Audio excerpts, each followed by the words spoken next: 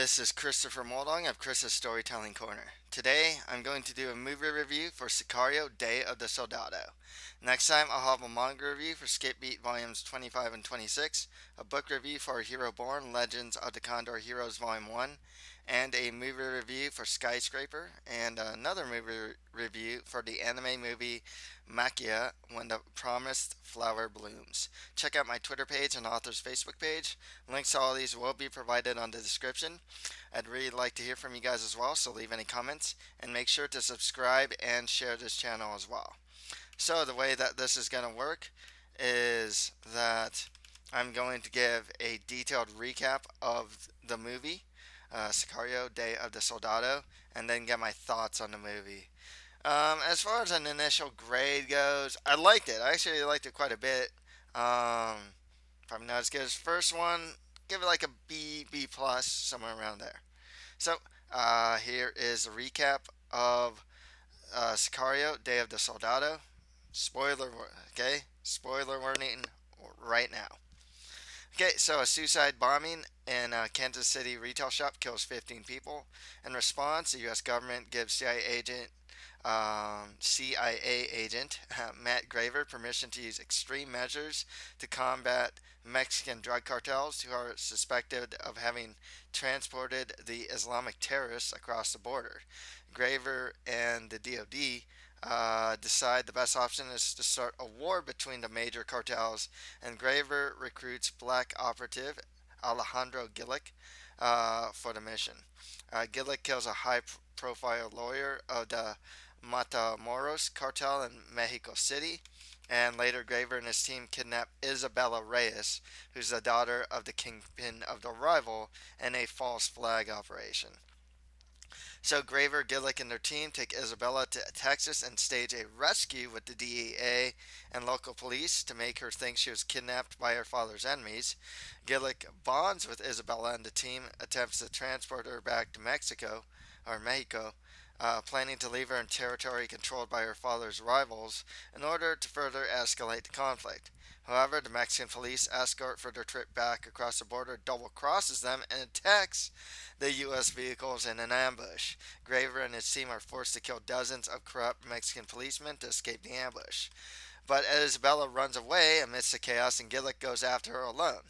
Meanwhile, the U.S. government determines that at least two of the suicide bombers in Kansas City were actually U.S. citizens from New Jersey, not foreign nationals, and thus were not smuggled into the U.S. from Mexico by the drug cartels.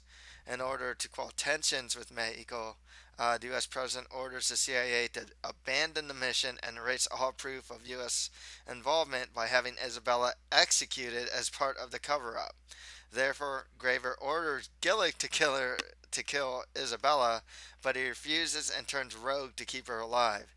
Graver assembles his team to hunt them down both in Mexico, and Gillick and Isabella try to enter the U.S. disguised as illegal immigrants, as it would be illegal for the CIA to execute Isabella on U.S. territory.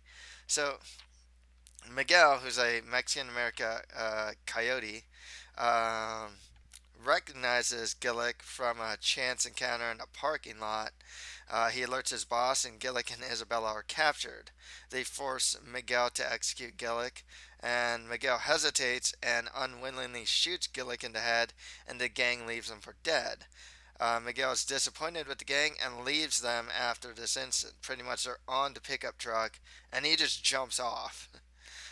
Graver and his team track the Mexican gang and Isabella with the help of the GPS transmitter that she was wearing and kill all the gang members.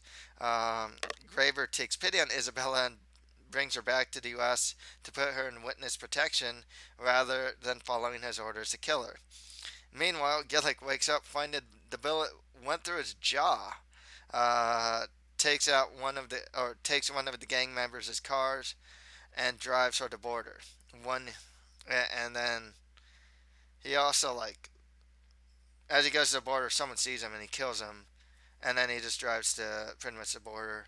And then 1 year later, Gillick, who's pretty much recovered from his injuries, finds Miguel and asks him if he wants to become a Sicario. So, before we get into my thoughts on the movie, I'd like to plug my author's website at www.chrismaldon.com. And you can read a new blog post there every week. I post every Sunday. Also, do you like action, adventure, fantasy, crazy worlds, different characters? Then buy my book, The Mustard Prince in the Condiment Kingdom, for just $4.99 via ebook on Amazon.com or on my author's website. Links to buy it will be provided on the page description. Also, please subscribe to this channel, as that would really help me out as well. So, let's go into my thoughts on the movie. So with Josh Brolin as Matt Graver, who's a CIA Special Activities Division officer.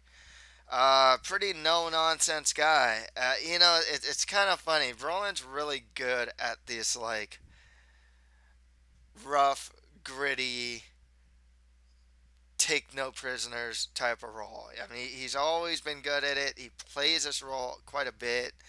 Like, honestly, if you called the character here Cable, it wouldn't be that too far off, except he wouldn't have like superpowers.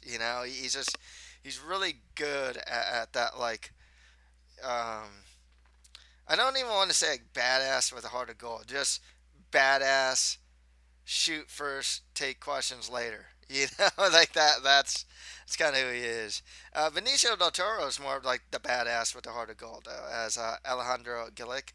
Um, Best word to describe him: survivor.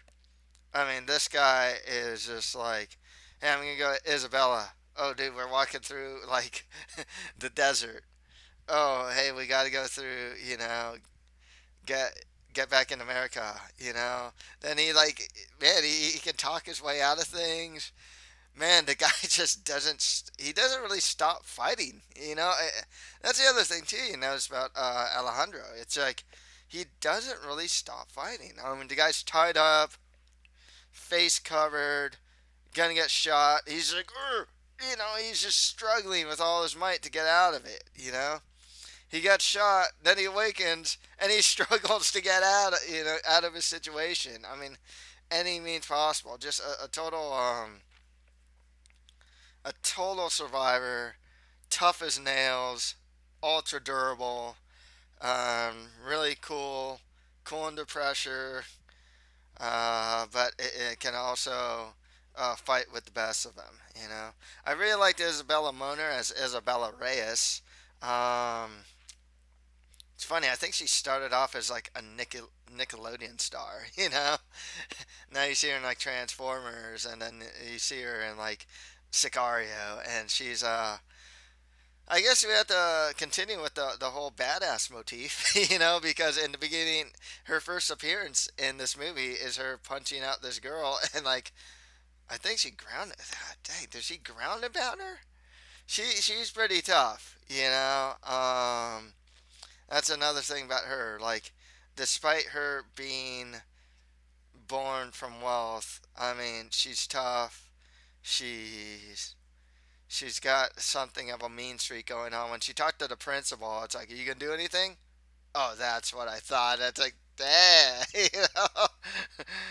like, yeah. So I thought she played it well too. She's just got this like spunk about her. Alejandro or Elijah Rodriguez played Miguel Hernandez. It's kind of cool when he played a coyote, and yeah, he's kind of got this like wolf in sheep's clothing thing going down. I mean, really, in a sense, because they even make mention. It's just like he looks like and acts like a totally normal guy, and then he's doing like all this illegal activity and whatnot. Um, by the end, he actually does end up shooting the guy. He looks really in it. That's the thing about this guy. He looks really innocent, but he can pounce, if need be.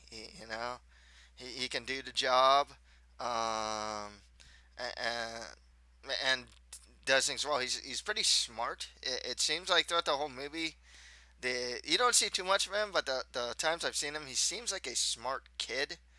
You know, um, a smart kid that's like kind of willingly put himself in this like terrible situation, I guess, is how I'd kind of put him. But by the end, he jumps out the pickup truck. Is asked to become a Sicario. I mean, he was pretty lucky, and in a sense, that's the other thing with him too. He seems a bit lucky, as well as you know um, opportunistic. There's a good word. He's opportunistic and lucky. There were other characters too, but they didn't really stand out as much. So one thing about this plot, I remember when they're talking to Graver about this mission, and he said, "Hey, I got to tell you guys, we're gonna get real something." I'm paraphrasing here, but it's something along the lines of like, "We're gonna get real dirty here," and that was this movie. I was like, "There's the word for this movie right there." This movie was real dirty. I mean, it was just like wind blowing in. I mean, this is like sand blowing in their face. Crooked cops, undercover missions. I mean, just chaos. It's real dirty. I mean, you have Alejandro Gillick. He got shot. He's left in the dirt. You know what I mean? It's just like there's something about just like in the middle of the dirt. He's crawling into dirt. He recovers, crawls into dirt, tries to, you know, escape, and he does. And it's just like there's so many times where this movie gets really dirty, literally and figuratively. The plot is kind of dirty.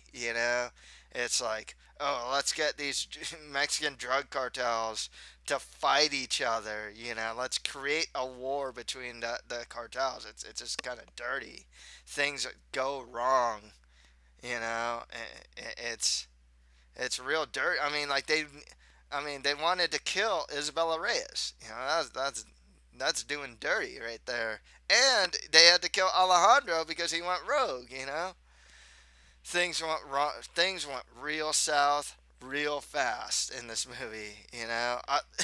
Quite literally, what literally and figuratively, this movie's dirty and things went south. In this movie. One of the criticisms about this movie is that it's real like gritty. It kind of built itself on grit and being a bit shocking. It's very visceral. Like I said, dirty. And that was a criticism that it kind of there's something of a shock value to it. The other criticisms I read is the depiction of Mexicans and Muslims in the movie. Um, Once again, like it's it's just how the movie kind of plays out. It doesn't say that every one of them is like that. Obviously, in this movie, yes, they are like that.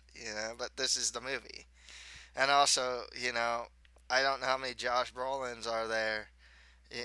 You know, with their squad killing dudes wherever they can and whatnot, and just everyone. There's criticism here of there's criticism of like certain people here, but like everyone kind of looks bad here. I mean, no one there are no good guys in this movie. That's the other thing too.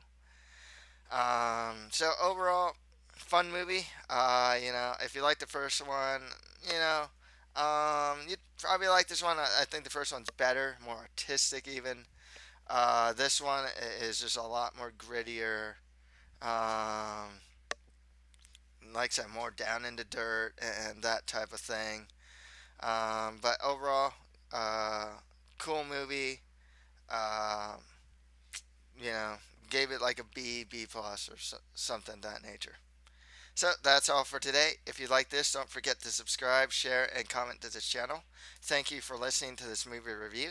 Next time I will have a manga review for Skate Beat Volumes 25 and 26, a book review for A Hero Born, Legends of the Condor Heroes 1, and a movie review for Skyscraper and Maquia When the Promised Flower Blooms. Thank you, and until next time.